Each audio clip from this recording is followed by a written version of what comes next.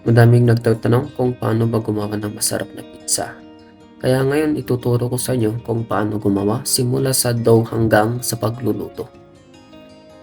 Ayan, kailangan natin ng 1 kilong harina, 10 grams na Activist, 5 grams na asin, tapos mix lang natin. 650 ml na maligamgam na tubig. Kailangan di yan mainit kasi pag mainit yan, mamamatay lang yung yeast. Hindi na siya aalsa.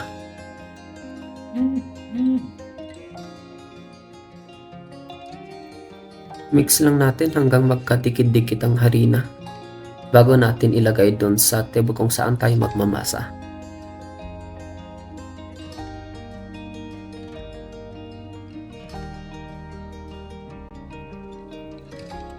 Ayan, so start na tayo sa pagmamasa ng dough. Sundan nyo lang yung ginagawa ko dito sa video.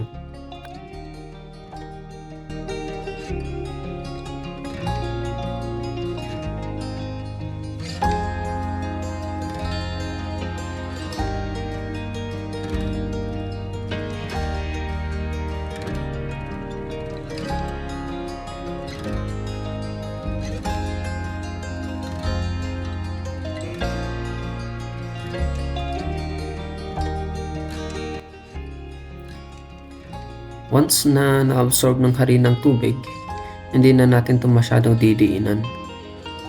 Paulit-ulit lang natin itong hihilain hanggang tumibay ang gluten ng dough natin. Tulad ng ginagawa ko dito sa video.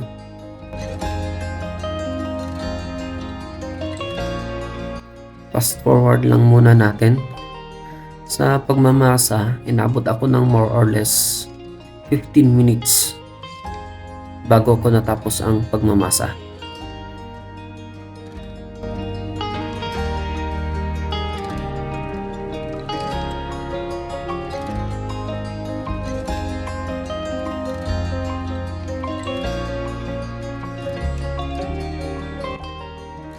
Pag ganito na yung dough natin, pwede na natin siyang paalsahin hanggang sa mag-double in size.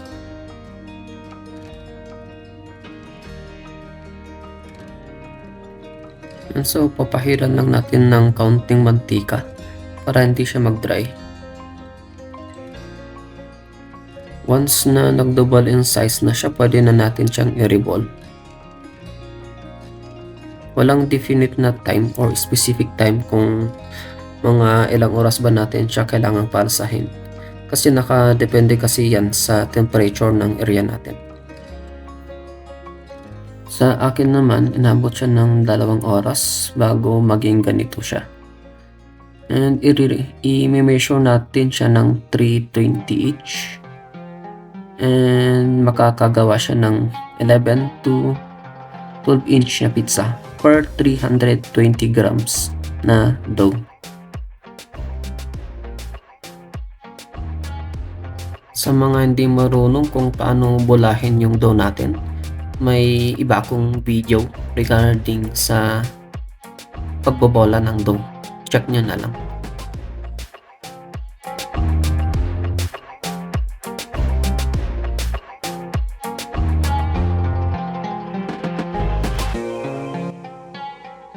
Yan, so may 3 bola akong natira. Bali, gagawin natin siyang 8 to 9 inch na pizza. And nagme-measure siya ng 200 grams each.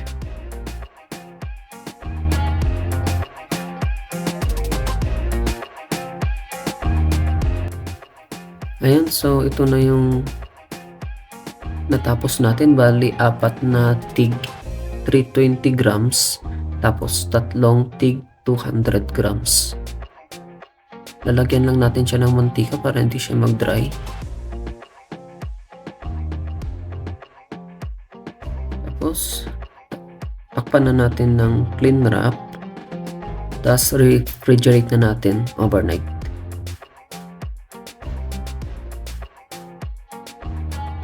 Ang reason kung ba't natin siya kailangang i-refrigerate ay para ma-slow down natin ang pag-alsa nito. Mas iba kasi ang quality niya compare mo sa pinaalsa sa room temperature. Pag na-refrigerate kasi yan mas natatanggal yung lasang harina.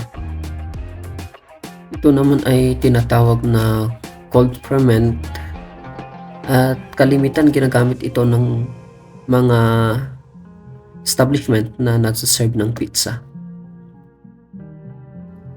Okay, so bali nag-start akong magmasa ng 5 o'clock ng hapon. Tapos nilagay ko siya sa ref mga 10 o'clock or 10:30.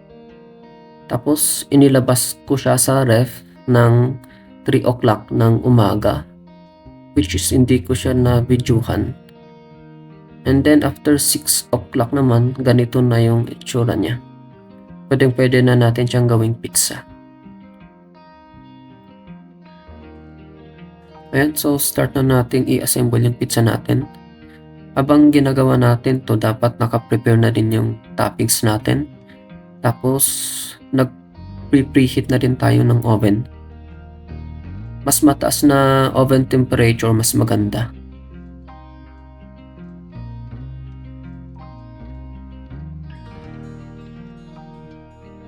Ayan, sa sauce naman, gumamit ako dito ng tomato sauce, tapos tomato paste. Bali, ano siya, dalawang tomato sauce na tig 250 grams ata yun. Tapos, isang tomato paste na yung maliit lang na naka-sachet.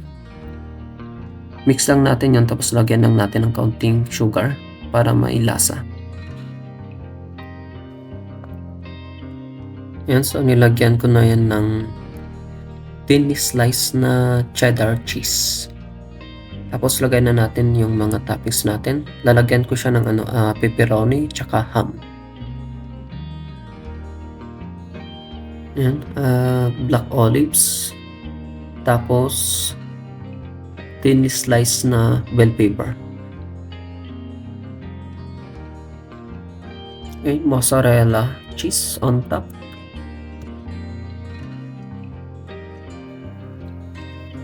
Okay, so pwede natin siyang iluto. Tapos na akong mag-preheat ng oven.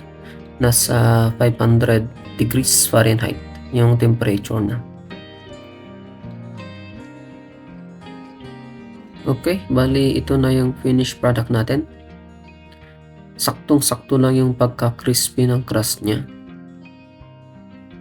Sa mga may katanungan naman, comment lang kayo.